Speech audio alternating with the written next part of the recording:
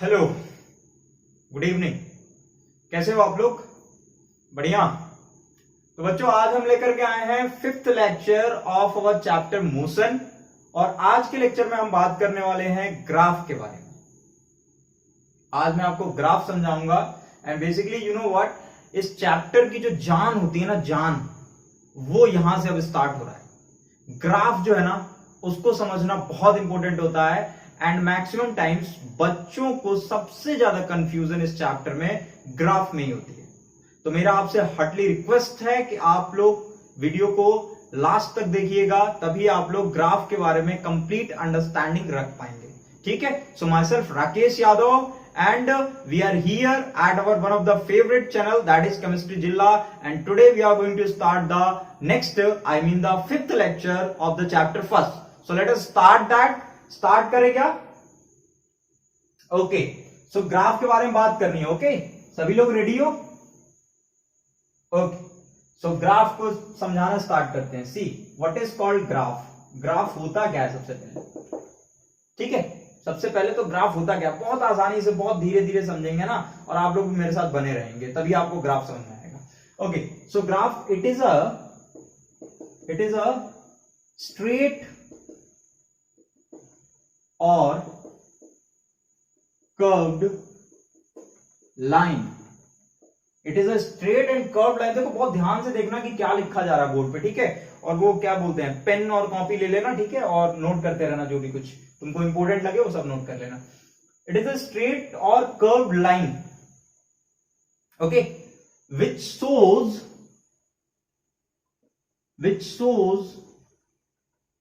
the relation between two variables। देखो, graph क्या है एक्चुअली, ये एक स्ट्रेट या फिर कर्व लाइन हो सकता है, और वो स्ट्रेट या वो कर्व लाइन करेगा क्या, तो भैया वो एक रिलेशन एस्टेब्लिश करेगा, वो एक रिलेशन दिखाएगा दो वेरिएबल्स के बीच में। दो हमारे पास वेरिएबल्स होंगे, उनके बीच में रिलेशन बताएगा हमको ग्राफ। तो बेसिकली बेटा, वेरिएबल्स जो होते हैं वो दो तरह के होते हैं। कितने तरह के? दो तरह के। तो पहला हमारा है इंडिपेंडेंट, और दूसरा है हमारा डिपेंडेंट। वेरिएबल कितने हैं? दो हैं, independent variable and dependent variable. तो बात को देखें, बात को समझेंगे अच्छे से कि क्या बोला जा रहा है।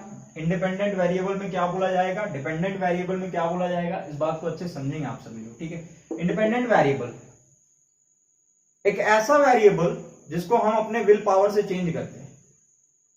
एक ऐसा वेरिएबल जिसको हमारे द्वारा चेंज किया जाता है, या फिर इस नेचर के द्वारा चेंज होता है। वो मतलब ऑटोमेटिकली वो चेंज होता रहता है। ठीक है? ऑटोमेटिकली चेंज होता है, या तो हम विल पावर लगा करके उसको चेंज कर दें, या फिर वो ऑटोमेटिकली नेचर के थ्रू चेंज हो जाए, उसको आप बोलते हो इंडिपेंडेंट वेरिएबल। ठीक है? डिपेंडेंट वेरिएबल वो वेरिएबल होगा जो इंडिपेंडेंट पे डिपेंड करेगा। डिपेंडेंट वेरिएबल वो वेरिएबल होगा जो इंडिपेंडेंट पे डिपेंड करेगा। मतलब इंडिपेंडेंट वो है जो हम खुद से चेंज करेंगे, हम चेंज करेंगे जिसको at our will power. Changes due to changing due to will power. ठीक है? Changing because independent variable is changing, got change। ठीक है? इसको हम चेंज करते हैं, इसको क्या करेंगे, हम चेंज करेंगे। और ये जो है ना डिपेंडेंट वेरिएबल, ये अपने आप ऑटोमेटिकली चेंज हो जाएगा।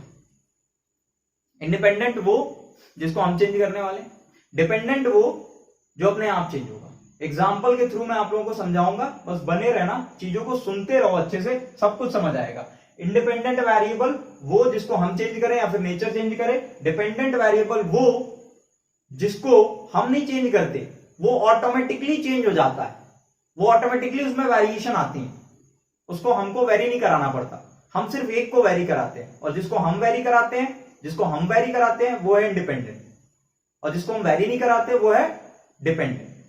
ठीक है, तो डिपेंडेंट जो है वो इंडिपेंडेंट पे डिपेंड करता है, मतलब इंडिपेंडेंट वेरी होगा तो उसके साथ डिपेंडेंट भी वेरी होता है, इंडिपेंडेंट वेरी होगा तो उसके साथ डिपेंडेंट भी वेरी होता है, मतलब डिपेंडेंट को आपको वेरी नहीं कराना पड़ता। ठीक है, एग्जांपल के लिए मैं तुमको बोलूं कि यहां पर अगर मैं लिख दूं एक्सटेंशन, ठीक है, एक्सटेंशन, और यहां पर एग्जांपल क्या देते हैं, फोर्स। ठीक है, एक एग्जांपल दूंगा उससे समझना। जैसे मान लो कि मैंने एक ग्राफ बनाया, देखो ग्राफ तो सबको थोड़ा बहुत आइडिया होगा ग्राफ किसको बोलते हैं। ठीक है, एक दो थिक लाइन लेते हैं हम, कैसे ग्राफ को प्लॉट करते हैं पहले अच्छे से देखना। दो थिक लाइन लेते हैं, मोटी मोटी दो लाइन लेते हैं, एक ये और एक ये।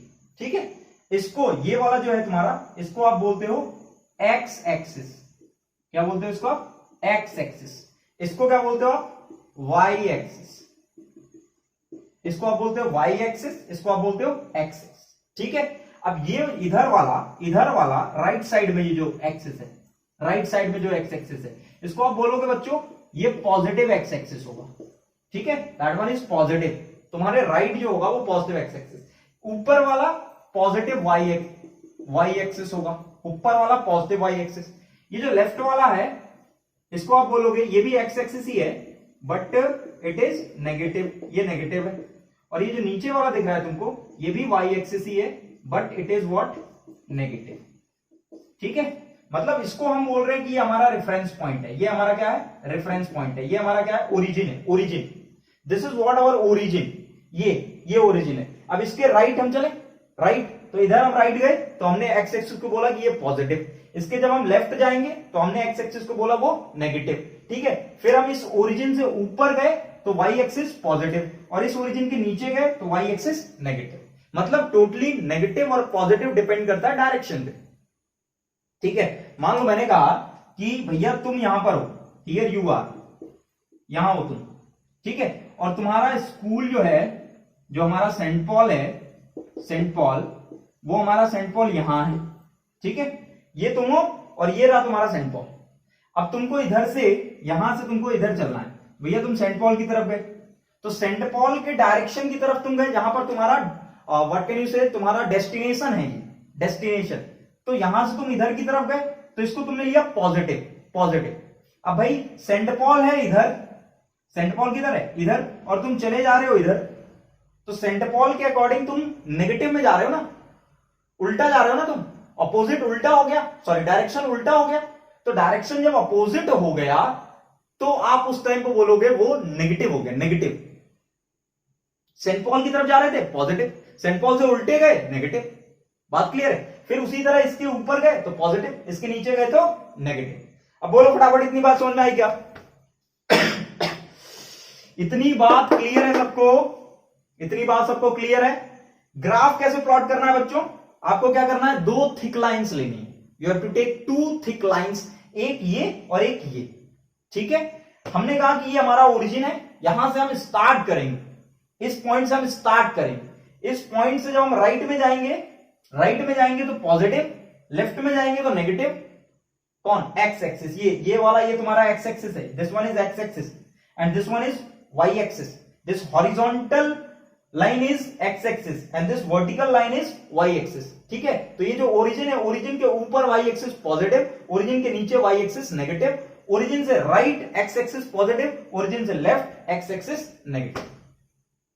इतनी बात है, इतनी बात समझ लो फटाफट। सबको आगे बात समझ में क्लियर है सबको?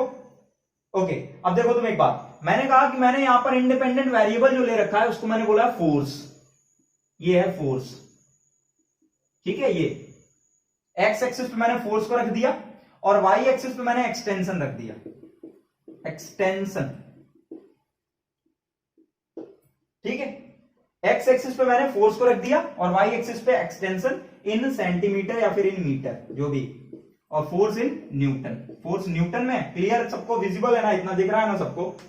हाँ, मुझे लगता है सबको दिख रहा होगा। ठीक है, और सबको समझ में भी आ रहा होगा, है ना? समझ में आया करो तो प्लीज नीचे कमेंट किया करो, है ना? बताया करो कि हाँ सर समझ में आया, क्लियर। इतना करने में तुम लोगों का कुछ जाएगा नहीं। पैसे वैसे लगते हैं क्या कमेंट वमेंट करने में? वीडियो देख लेते हो, कमेंट नहीं करते हैं क्या? कहानी कर दिया करो, अच्छा लगता है देख करके कि हाँ बच्चे लोग समझ रहे हैं, पढ़ रहे हैं, देख रहे हैं, नहीं देख रहे हैं, ये भी बात समझ में आएगी हमको, है ना? तो नीचे कर दिया करो यार। खैर, ये एक्सटेंशन रन लिया वाई एक्सिस पे, एक्सटेंशन इन सेंटीमीटर, और यहां पर फोर्स लिया न्यूटन में। क्लियर है? अब तुम सोचो कि मैं अगर मान लो कि ये मेरे पास ये जो जिससे मैं रफ कर रहा हूं ये है मेरे पास, तो मैंने इसको ऐसे पकड़ के खींचा तो मैं फोर्स लगा रहा हूं ना, ऐसे पकड़ के ऐसे खींचा, या फिर मैं इसकी जगह पे मान लो कोई रबर ले लेता, रबर, तो रबर को ऐसे पकड़ के मैं खींचता, तो खींचने पर फोर्स लगाने पर ये क्या होता, उस रबर का एक्सटेंशन बढ़ता ना, वो एक्सपैंड करता कि नहीं? एक्सपैंड करता ना, करता कि नहीं? बिल्कुल करता सर। जब हम इस पर फोर्स लगाते, जब हम इसको खींचते तो ये एक्सपैंड करता, जेन्युइन सी बात है। तो एक चीज देखो तुम, मैं फोर्स लगा रहा हूं, यहां से कुछ चीजें रफ करता हूं मैं, ठीक है, ताकि तुम लोगों को क्लियर विजिबल हो, क्लियर चीजें समझ में आए। मैं यहां से फोर्स लगा रहा हूं, हटाओ यहां से। अब हमने सेंट पॉल वाली कहानी समझ ली, ठीक है, तो यहां से हम आपको भी हटा दे रहे हैं और सेंट पॉल भी हटा दे रहे हैं, और यहां से ये एक्स एक्सिस, ठीक है। अब मैं ये कह रहा हूं कि यहां पर मान लो कि 10 न्यूटन का फोर्स है, here it is 10 newton, again there is 20 newton, again here is 30 newton, again here is 40 newton, ठीक है, ऐसे। और यहां पर मैंने कहा 2 सेंटीमीटर, यहां पर 4 centimetre, and here is 6 centimetre. सबको क्लियर दिखाई दे रहा है ना? थोड़ा बहुत दिक्कत हो रही होगी, लेकिन ठीक है, समझ में आ जाएगा। अब देखो 10 न्यूटन की फोर्स लगाऊंगा, जब मैं 10 न्यूटन की फोर्स लगाऊंगा तो भैया इसमें एक्सटेंशन बढ़ेगा कि नहीं? जो रबर तुमने लिया है वो एक्सपैंड करेगा कि नहीं? करेगा ना। अब सोचो तुम 20 न्यूटन अगर फोर्स लगा दो तो एक्सटेंशन और ज्यादा हो जाएगा, है कि नहीं? फिर तुम 60 न्यूटन लगा दो तो और ज्यादा बढ़ जाएगा।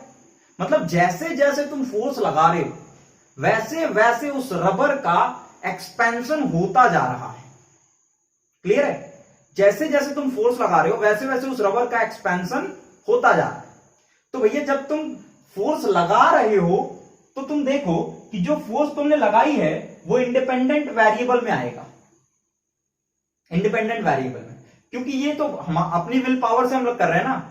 हम फोर्स लगाएंगे ज्यादा, फोर्स लगाएंगे कम, वो तो मेरे ऊपर डिपेंड कर रहा है ना, मैं कितना फोर्स लगाऊंगा, ज्यादा फोर्स लगाऊंगा कम फोर्स लगाऊंगा, दैट कंप्लीटली डिपेंड्स अपॉन मी। तो अगर मैं ज्यादा फोर्स लगा दिया मान लो, तो भैया जो दूसरा वेरिएबल है विच इज डिपेंडेंट, जो कि डिपेंडेंट है ये वाला, ये एक्सटेंशन डिपेंडेंट है किस पे? फोर्स पे।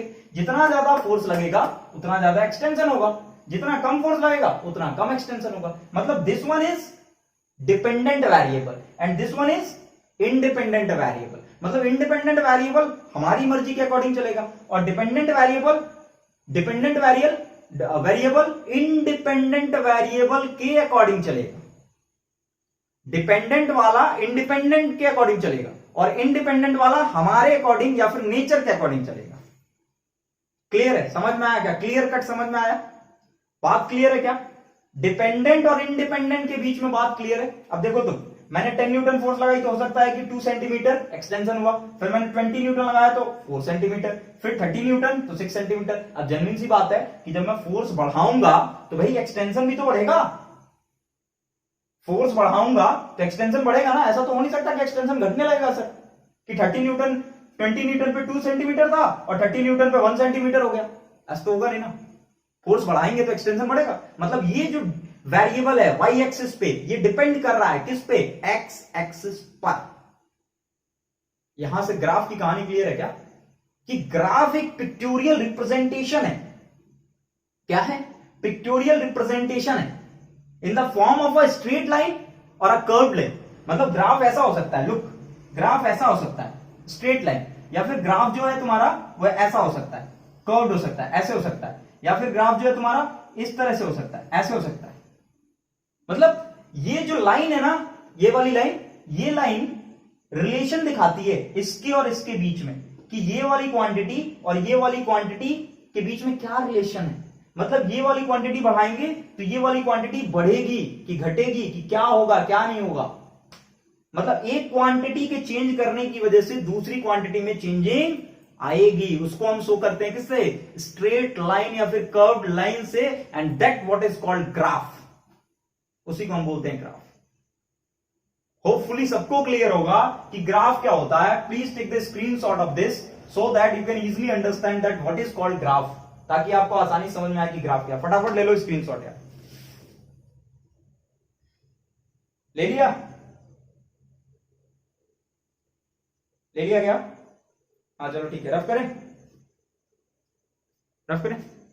ओके, अभी देखो ग्राफ में आगे, अब ग्राफ में आगे ऐसा है कि हमको जो है ग्राफ के बारे में स्टडी करनी है, वो बहुत लिमिटेड करनी है, ठीक है। हमको बहुत ज्यादा नहीं पढ़ना ग्राफ के बारे में, हमको ज्यादा नहीं पढ़ना है, हमको बहुत लिमिटेड करनी है स्टडी। तो हमने कहा कि ये अब सबको याद रहेगा कि ये क्या होता है, एक्स एक्सिस, ये क्या होता है, वाई एक्सिस। एक्स एक्सिस पे हमेशा रहेगा कौन, तुम्हारा इंडिपेंडेंट वेरिएबल, हमेशा रहेगा इंडिपेंडेंट वेरिएबल। अब बहुत सारे बच्चे पूछेंगे कि सर क्यों ऐसा होता है कि नहीं, डिपेंडेंट वेरिएबल यहां रहेगा। अब देखो यार, इसके पीछे कोई बहुत बड़ा रीजन नहीं है, ठीक है। जितनी फंडामेंटल क्वांटिटीज होती है ना, वो सब एक्स एक्सिस पे रहती है। टाइम हो गया, इलेक्ट्रिक करंट हो गया, है ना, ये जितनी भी फंडामेंटल क्वांटिटीज हैं, ऑल द फंडामेंटल क्वांटिटीज, सारी फंडामेंटल क्वांटिटीज एक्स एक्सिस पे मिलेगी। या फिर जो तुम अपने विल से चेंज कराओगे वो तुमको एक्स एक्सिस पे मिलेगा, और जो डिपेंडेंट होगा वो तुमको वाई एक्सिस पे मिलेगा। ये सारी बुक्स फॉलो करते हुए आ रही हैं। बहुत सारे, एक तरह के क्या बोल सकते हो, दैट यू कैन से it is a kind of convention. ये कन्वेंशन है जो चला आ रहा है। Convention in the sense you can से convention, what is called convention, कि भाई जब बहुत बड़े बड़े जो साइंटिस्ट वगैरह होते हैं, रिसर्चर्स होते हैं, राइटर्स होते हैं, ऑथर्स होते हैं किताबों के, जो लिखते हैं बुक्स वगैरह, तो वो लोग जब मिल करके किसी चीज को, कंबाइंडली मिल करके जब किसी चीज को वो लोग एक्सेप्ट कर लेते हैं ना, then that becomes what, convention, उसको कन्वेंशन बोलते हैं। तो इंडिपेंडेंट वेरिएबल एक्स एक्सिस पे, डिपेंडेंट वाई एक्सिस पे, हमेशा याद रखना, ठीक है। या फिर फंडामेंटल जितनी भी क्वांटिटीज हैं वो एक्स एक्सिस पे रहेंगी, और डायरेक्ट क्वांटिटीज वाई एक्सिस पे रहेंगी। ये तुम्हारा ओरिजिन है, ओरिजिन को बेटा आप ओ से शो करते हो, ओ से, ठीक है। This is what your origin, or you can say that is zero.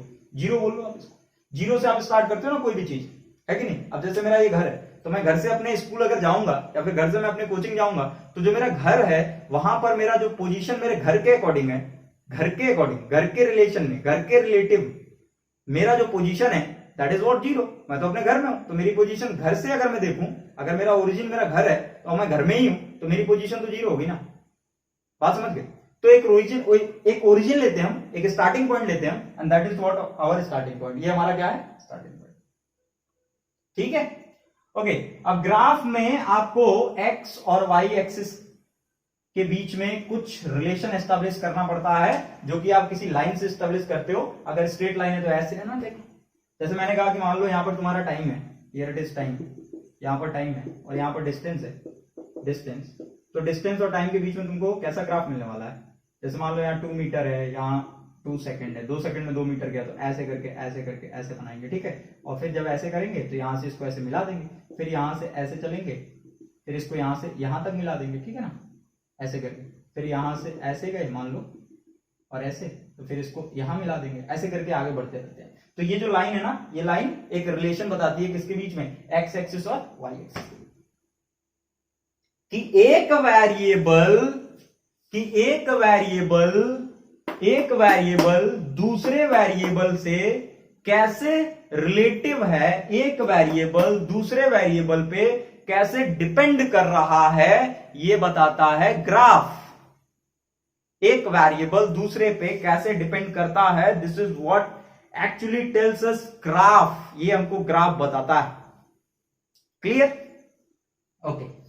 अब बात करेंगे हम इंपॉर्टेंट चीज विच इज कॉल्ड स्लोप, जिसको हम बोलेंगे स्लोप। क्या होता है, हर एक ग्राफ का आपको स्लोप मिलेगा, हर एक ग्राफ का कुछ ना कुछ स्लोप होता है, ठीक है। स्लोप निकालना आप लोग सीखेंगे मेरे साथ, मतलब अभी मैं आपको एक्चुअली नहीं बताऊंगा, बट जब हम ग्राफ की स्टडी करेंगे और अच्छे से, तब मैं बताऊंगा कि स्लोप क्या होता है, व्हाट इज कॉल्ड स्लोप, ठीक है। अलग अलग ग्राफ का स्लोप जो है हमको अलग अलग इंफॉर्मेशन देता है, बात समझे। अलग अलग ग्राफ का स्लोप हमको अलग अलग इंफॉर्मेशन देता है, ठीक है, okay. So let us know कि what is called slope. So it is the ratio of change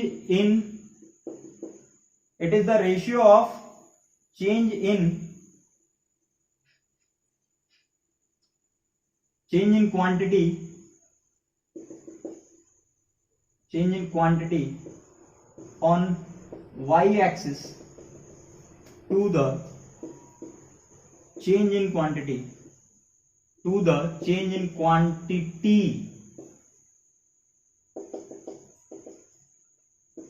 on x-axis। देखेंगे आप सभी लोग अच्छे से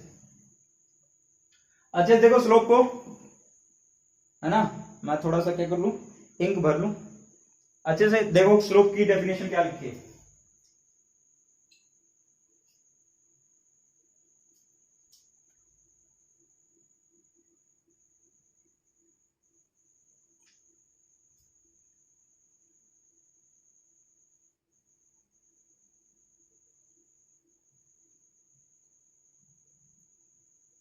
देख लिया सबने,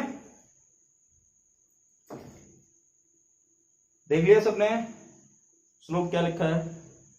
यस सर, देख लिया, आगे बढ़ाएं फटाफट। Slope, it is the ratio of change in quantity on Y axis to the change in quantity. Quantity की स्पेलिंग थोड़ी गलत है क्या? क्वांटिटी ऑन एक्स एक्सिस, ठीक है। मतलब कि भाई वाई एक्सिस पे जो क्वांटिटी है, वाई एक्सिस पे जो क्वांटिटी मान लो डिस्टेंस, तो डिस्टेंस की क्वांटिटी में जो चेंजिंग आएगी ना with respect to the X axis की क्वांटिटी में जो चेंजिंग आ रही है, दोनों के रेस्पेक्ट, उसके रेस्पेक्ट में जो रेशियो निकलेगा, देखो स्लोप बराबर it is the ratio of, मतलब पहले रेशियो लगा लिया, it is the ratio change in quantity on Y axis. तो वाई एक्सिस पे हमने कहा कि लेट अस सपोज कि ये है y1 और ये है y2, ठीक है। पहला y1 दूसरा y2, तो y1 और y2 इनके बीच में चेंज अगर हमको निकालना है तो कैसे निकालेंगे? y2 माइनस y1, यही तो करेंगे चेंज निकालने के लिए। y2 में से y1 को घटा देंगे, तो हम यही कह रहे हैं change in quantity on y axis, तो y2 माइनस y1, ठीक है, to the change in quantity on x axis पे जो क्वांटिटी में चेंजिंग आई होगी। तो लेट अस सपोज मैंने इसको कहा x1 और इसको कहा x2, तो बेटा चेंजिंग निकालनी है तो क्या करोगे? x2 में से x1 को माइनस कर दोगे, सो x2 minus x1, so this is what your slope. ये तुम्हारा स्लोप है। ग्राफ का स्लोप क्या है? Change in quantity on the y axis that on the x axis. Change in quantity on y axis, it is the ratio of change in quantity on y axis to that of the x axis. Change in quantity on y axis to that of the x axis. Ratio of change in quantity on the y axis to that of the x axis. This is what your slope. ये तुम्हारा क्या है? slope. Clear है क्या सबको? Is it clear? Okay, rough करूं? ठीक है। अब हम बात करने जा रहे हैं डिस्टेंस टाइम ग्राफ की। We are going to discuss about distance time graph, जिसमें हम अलग अलग तरह के ग्राफ को स्टडी करने जा रहे हैं। सो प्लीज पूरा कंसंट्रेशन देना। सो डिस्टेंस टाइम ग्राफ में डिस्टेंस टाइम ग्राफ सबको दिखाई दे रहा है? मजा आ रहा है? नहीं आ रहा सर? बिल्कुल मजा नहीं आ रहा, कोई बात नहीं। थोड़ा बहुत तो सिर में दर्द होगा ही बेटा, पढ़ाई करते टाइम सिर में दर्द होता है ना? होता है ना? हम लोगों के साथ भी होता है, सबके साथ होता है। अभी जो उस सिर के दर्द को जो झेल जाता है ना, वो आगे बढ़ जाता है, और जो उस सिर के दर्द को झेल नहीं पाता ना, वो पीछे रहता है। सिंपल है, बहुत सिंपल है। पढ़ लिख के एक अच्छा इंसान बनना, सक्सेसफुल हो जाना, है ना? ये सिर्फ वही लोग कर सकते हैं जो उस दर्द को झेल ले। जो दर्द को नहीं झेल सकता वो कभी आगे नहीं बढ़ सकता। आपको ये झेलना पड़ेगा। झेलना इन द सेंस कि आपको पढ़ना पड़ेगा, आपको सीखना पड़ेगा, आपको जानना पड़ेगा। जब तक आप सीखोगे नहीं, जब तक आप जानोगे नहीं, तब तक आप आगे नहीं निकल सकते। आगे निकलना है तो मेहनत करनी पड़ेगी। और एक बात हमेशा याद रखें। कौन सी बात सर? एक बात हमेशा याद रखना बेटा कि हार्ड वर्क का कोई ऑप्शन नहीं होता है। There is no option, optionless. देखो दुनिया में सब चीज का ऑप्शन मौजूद है।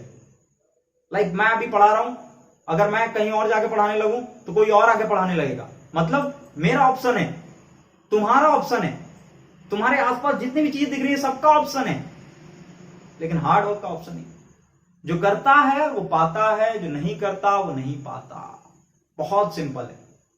जिसने किया है उसको मिला है, जिसने नहीं किया उसको नहीं मिला, तो तुमको करना पड़ेगा, तभी चीजें आएंगी, अदरवाइज कुछ नहीं हो सकता।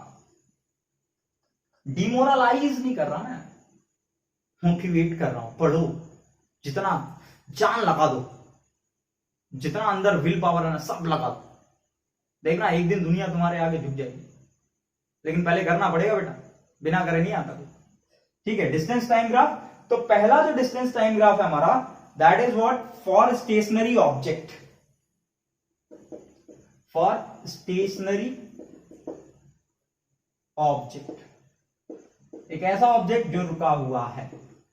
डिस्टेंस टाइम ग्राफ, डिस्टेंस सभी लोग जानते हैं, कोई दिक्कत नहीं। ग्राफ बनाए, बना दीजिए, आपकी मर्जी, जो मन करे वो करिए, ऐसा नहीं है यार, जो मर्जी करेगी वो कैसे कर सकते हैं, तुम्हारी जो मर्जी करेगी उसके अकॉर्डिंग चलेंगे ना। एक्स एक्सिस वाई एक्सिस, ये ओरिजिन तुम्हारा। कह रहा है कि डिस्टेंस और टाइम के बीच में एक ग्राफ बनाना है हमको, स्टेशनरी ऑब्जेक्ट के लिए, मतलब एक ऐसा ऑब्जेक्ट जो रुका हुआ है, जो रुका हुआ है। ठीक है, ओके। तो हमने एक्स एक्सिस पे किसको लिया, टाइम को लिया, ठीक है ना, टाइम एक्स एक्सिस पे रहेगा, फंडामेंटल क्वांटिटी। और ये जो डिस्टेंस है, डिस्टेंस के लिए हम बॉडी की पोजीशन जानेंगे ना भाई, पोजीशन तो जाननी पड़ेगी ना हमको, पोजीशन ही तो एक्चुअली, मान लो कि ये ओरिजिन है मेरा, saint Paul is the origin, और आप अपने घर हो, आप अपने घर हो, तो मैं आपकी पोजीशन ही तो बताऊंगा कि आपकी पोजीशन कहां है। तो हम यहां पर वाई एक्सिस पे लिख देते हैं पोजीशन, आप डिस्टेंस भी लिख सकते हो, कोई प्रॉब्लम नहीं है मुझे, पोजीशन लिख सकते हो, डिस्टेंस लिख सकते हो, कोई दिक्कत नहीं। ठीक है, ये पोजीशन लिख दिया मैंने और ये टाइम लिख दिया। ठीक है, एक्स एक्सिस पे टाइम को बैठा दिया और वाई एक्सिस पे पोजीशन को बैठा दिया। अच्छा ठीक है सर, बहुत अच्छा किया सर आपने। अब यहां देखो बच्चों, यहां हमने लिख दिया 2 मीटर, यहां लिख दिया 5 मीटर, और यहां लिख दिया मान लो 10 मीटर, ऐसे ऐसे करके हमने लिख दिया 2, 5, 10। ठीक है, और यहां मैंने लिखा, इंडिकेट किया 2 सेकेंड, यहां इंडिकेट किया 4 सेकेंड, यहां इंडिकेट किया 6 सेकेंड, यहां इंडिकेट किया 8 सेकेंड। क्लियर है इतनी बात, सबको समझ आ रहा है, कोई दिक्कत नहीं है सर? कितनी बार पूछोगे बेटा, पूछना पड़ता है, क्या करें। 2 मीटर, 5 मीटर, 10 मीटर, ये ओरिजिन, और यहां से तुम 2 मीटर मान लो दूर हो, या फिर यहां से तुम 5 मीटर मान लो दूर हो। ठीक है, 5 मीटर दूर हो, तो यहां पर 5 मीटर अगर तुम दूर हो यहां से, तो टाइम बीता मान लो, टाइम को तो हम रोक नहीं सकते ना, नेचुरल है, टाइम तो चलता रहेगा। टाइम बीता 2 सेकंड बाद, 2 सेकंड बाद, 2 सेकंड बाद भी अगर आप अपनी पोजीशन से नहीं हिल रहे हो, आप अपनी पोजीशन से नहीं हिल रहे भाई, देख रहे हो, तुम अपनी पोजीशन से नहीं हिल रहे। 4 सेकंड बाद भी तुम अपनी पोजीशन से नहीं हिल रहे, 6 सेकंड बाद भी तुम अपनी पोजीशन से नहीं हिल रहे, 8 सेकंड बाद भी तुम नहीं हिल रहे, 10 सेकंड बाद भी तुम नहीं हिल रहे। मतलब टाइम गुजर रहा है, टाइम बीत रहा, तुम अपनी जगह से नहीं हिल रहे। तुम ओरिजिन से 5 मीटर दूर थे, और जब टाइम का गैप 0 सेकंड था तब भी तुम 5 मीटर दूर थे, और जब 10 सेकंड हो गया तब भी तुम 5 मीटर दूर हो, 10 घंटे बाद भी तुम 5 ही मीटर दूर हो। स्टेशनरी ऑब्जेक्ट मतलब क्या, अपनी जगह रुका हुआ हो। तो ये देखो अपनी जगह रुका हुआ है, और टाइम लगातार वेरी कर रहा है, टाइम लगातार वेरी कर रहा है, और ये अपनी जगह रुका हुआ है, ये नहीं हिल रहा। तो अगर ये नहीं हिलेगा तो बेटा उस टाइम पे ग्राफ जो बनता है ना, मतलब distance time graph for a stationary object, stationary object के लिए डिस्टेंस टाइम ग्राफ जो होता है वो ऐसा रहता है। देखो, टाइम के साथ तुम अपनी जगह से नहीं हिले, ऐसा ऐसा रहेगा, ये रहा डिस्टेंस टाइम ग्राफ। टाइम के साथ तुम हिले ही नहीं, तुम हिलते तुम ऐसे जाते ना तो ग्राफ ऐसे भागता ऊपर की तरफ, या फिर तुम अगर पास आते तो ग्राफ नीचे की तरफ भागता। मतलब टाइम के साथ तुम्हारी डिस्टेंस कम होती, टाइम के साथ तुम्हारी डिस्टेंस ज्यादा होती तो ग्राफ ऊपर या फिर ग्राफ नीचे जाता। लेकिन टाइम के साथ तुम्हारी डिस्टेंस, तुम्हारी पोजीशन ओरिजिन से नहीं बदली, टाइम के साथ तुम्हारी पोजीशन ओरिजिन से नहीं बदली, तो ग्राफ ऐसा हो गया। क्लियर है सबको? बोलो जल्दी। ठीक है, ओके, अगला देखें, नोट करेंगे। ओके, यहां लिखते हैं, for uniform velocity, uniform velocity के लिए हमारा अगला ग्राफ, अब सोचो, तुम लोग खुद से सोचो कि क्या क्या करना है हमको, क्या क्या करना है हमको। सबसे पहले एक एक्स एक्सिस बना लेना है, पॉजिटिव में ही चलेंगे, ठीक है ना, नेगेटिव नहीं, नेगेटिव नहीं, हमारा डायरेक्शन अपोजिट हो जाएगा, ठीक है ना, डायरेक्शन क्या हो जाएगा, अपोजिट हो जाएगा, तो हमको पॉजिटिव में ही चलना है, पॉजिटिव की बातें करेंगे हम इधर। यूनिफॉर्म वेलोसिटी, यूनिफॉर्म वेलोसिटी पता है तुम लोग किसको बोलते हैं? टाइम के साथ वेलोसिटी सेम रहे, टाइम के साथ वेलोसिटी सेम रहे, वही ना यूनिफॉर्म वेलोसिटी है। टाइम बीतता रहे, टाइम का जो इंटरवल है उसके अकॉर्डिंग हमारी वेलोसिटी चेंज ना हो, यूनिफॉर्म वेलोसिटी में चल रहे हो। यूनिफॉर्म वेलोसिटी किसको बोलते हो आप? और दूसरे तरीके से आप समझ सकते हो, कोई बॉडी जो है वो अगर इक्वल डिस्टेंस कवर कर रही है इक्वल इंटरवल ऑफ टाइम में, इक्वल डिस्टेंस कवर कर रही है इक्वल इंटरवल ऑफ टाइम में, तो आप बोलोगे बॉडी किसमें है? यूनिफॉर्म वेलोसिटी में। यही तो था डेफिनेशन हमारा, if a body covers equal distance in equal interval of time then that body is said to be in uniform velocity, यही है ना, ठीक है। तो भाई हमने कहा कि वाई एक्सिस पे कौन है हमारा? पोजीशन। फिर से हमने कहा कि यहां पर कौन है? पोजीशन, पोजीशन मीटर में, यहां कौन है? टाइम, टाइम किसमें है? सेकंड में, ठीक है। यहां मैंने लिखा 2 सेकंड, यहां 4 सेकंड, एक्स एक्सिस को यहां से रख और यहां लिख देता हूं, ठीक है। यहां लिखा 6 सेकंड, यहां लिखा 8 सेकंड, यहां लिखा 10 सेकंड, क्लियर है। यहां देखो पोजीशन, ओरिजिन से पहले 2 मीटर, फिर 4 मीटर, फिर 6 मीटर, फिर 8 मीटर, फिर 10 मीटर, जो भी, ठीक है। अब देखो यूनिफॉर्म वेलोसिटी का मतलब है body covers equal distance in equal interval of time. Time का इंटरवल यहां पर देखो कितना है? 2 सेकंड, यहां भी 2 सेकंड, यहां भी 2 सेकंड, यहां भी 2 सेकंड, मतलब इक्वल इंटरवल ऑफ टाइम में बॉडी को इक्वल डिस्टेंस कवर करनी है। तो बॉडी ने मान लो पहले 2 सेकंड में, ध्यान से देखना, पहले 2 सेकंड में बॉडी ने 2 मीटर डिस्टेंस कवर की, मतलब ओरिजिन से 2 मीटर दूर था, तो ऐसे हमने बनाया, पहले 2 सेकंड में 2 मीटर, फिर अगले 2 सेकंड में 4 सेकंड नहीं, यहां से मत देखना, यहां से नहीं देखना, यहां से देखना, अब यहां से देखना है, अगले 2 सेकंड में, क्योंकि इनके बीच में गैप कितना है? 2 ही सेकंड का है ना, तो अगले 2 सेकंड में बॉडी कहां चली गई? 4 मीटर, मतलब बॉडी में देखो, बॉडी के डिस्टेंस में इक्वल चेंज आया, 2 से कहां गया? 4, तो चेंज कितना है? 2 मीटर का, और 2 सेकंड से 4 सेकंड में पहुंच गई, तो चेंज कितना है? 2 सेकंड का, मतलब equal distance in equal interval of time, है कि नहीं। तो 4 मीटर बॉडी ओरिजिन से गई,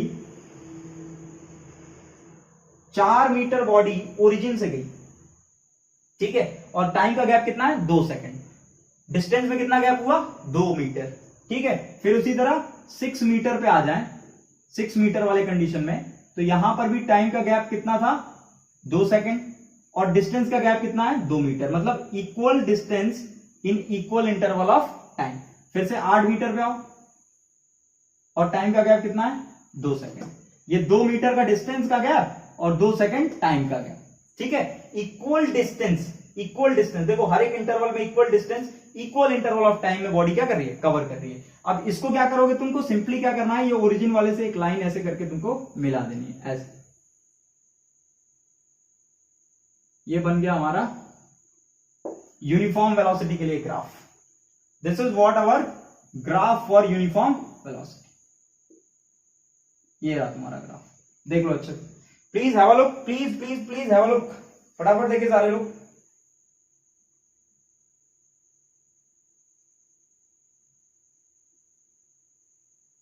देखिए सबने, देख लिया? समझ में आ गया क्या? यूनिफॉर्म वेलोसिटी समझ में आया क्या? Equal displacement in equal interval of time, straight line graph है। यूनिफॉर्म वेलोसिटी के लिए आप सभी लोग याद रखेंगे कि स्ट्रेट लाइन ग्राफ ही बनेगा, बनेगा, ठीक है। अब देखो स्लोप, अगर तुमको इस ग्राफ का निकालना है स्लोप, तो स्लोप के लिए क्या बताया था मैंने? स्लोप के लिए क्या बताया था? Change in the quantity on Y axis, Y axis पे चेंज इन क्वांटिटी। देखो यहां पर अगर मैं कहूं कि इसको मैं बोलूं तुमको, इसको मैं बोल देता हूं y1 और इसको मैं बोल देता हूं y2, तो y2 माइनस y1, तो यहां लिखेंगे y2 माइनस y1 ओवर, ये मान लो बोल दिया मैंने x2, ये बोल दिया x1, तो ओवर x2 माइनस x2, यही है तुम्हारा स्लोप। ग्राफ का स्लोप यही होता है ना, this is what the slope of the graph.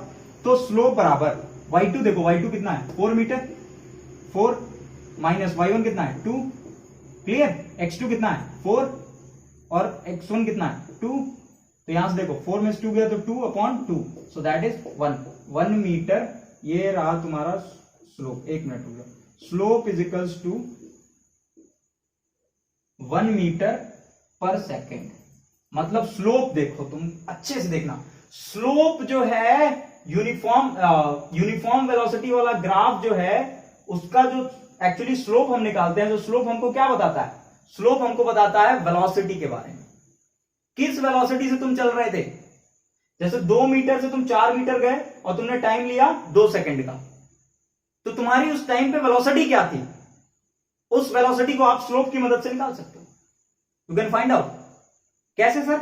तो y2 minus y1 upon x2 minus x1, तो y2 कितना था 4 और y1 कितना था 2, तो y2 माइनस y1 मतलब 4 माइनस 2, x2 माइनस x1 मतलब 4 माइनस 2, तो 2 से 2 को डिवाइड किया तो 1 मीटर पर सेकंड। मतलब तुम्हारी जो वेलोसिटी थी ना वो 1 मीटर पर सेकंड है। अब देखो तुम सभी के केस में निकालो, इस केस में भी निकालोगे तो भी 1 मीटर, इस केस में निकालोगे तो भी 1 मीटर पर सेकंड, इस केस में निकालोगे तो भी 1 मीटर पर सेकंड। मतलब तुम्हारी वेलोसिटी चेंज हो रही है क्या? नहीं। So that is the graph of the uniform velocity. ये चेक करने का तरीका भी हो गया हमारा, स्लोप निकाल के चेक कर लो फटाफट। क्लियर है? फटाफट स्क्रीनशॉट ले लीजिए। लास्ट के बारे में बात करने जा रहे हैं हम, that we are going to talk about the uniform acceleration. Uniform acceleration rough करें, ठीक। यूनिफॉर्म एक्सेलरेशन, वीडियो लंबा हो रहा है ना, कोई बात नहीं, थोड़ा बहुत लंबा ही हो जाए बस। यूनिफॉर्म एक्सेलरेशन, यूनिफॉर्म एक्सेलरेशन सबको याद है क्या? यूनिफॉर्म एक्सेलरेशन मैंने आपको बताया था लास्ट लेक्चर में, यूनिफॉर्म एक्सेलरेशन के बारे में बात की थी। क्या होता है भाई यूनिफॉर्म एक्सेलरेशन? बताएगा कोई? बताओगे क्या? नहीं बताएंगे सर, क्यों बताएं हम, आप किस लिए हो? कोई बात नहीं, मैं ही बता देता हूं। पोजीशन किसमें? मीटर। टाइम किसमें? सेकंड। याद रहे कि यूनिफॉर्म एक्सेलरेशन का ग्राफ जो होता है वो कर्व होता है, कर्व। अब स्ट्रेट लाइन नहीं मिलेगा तुमको, कर्व मिलेगा। क्यों? क्योंकि लीनियरली टाइम के साथ वेरी नहीं करता। जैसे यहां वेरी कर रहा था टाइम के साथ, लीनियरली वेरी कर रहा था, जितना चेंज हो रहा था डिस्टेंस में उतना ही चेंज टाइम में हो रहा था, तो लीनियरली वेरी कर रहा था। अब यहां पर लीनियरली वेरी नहीं करेगा एक्सेलरेशन के केस में। क्यों? क्योंकि एक्सेलरेशन जो होती है ना वो actually what is that? Acceleration is our power. Power acceleration. हम दौड़ना स्टार्ट किया और अचानक से तेज दौड़ने लगे, मतलब हमने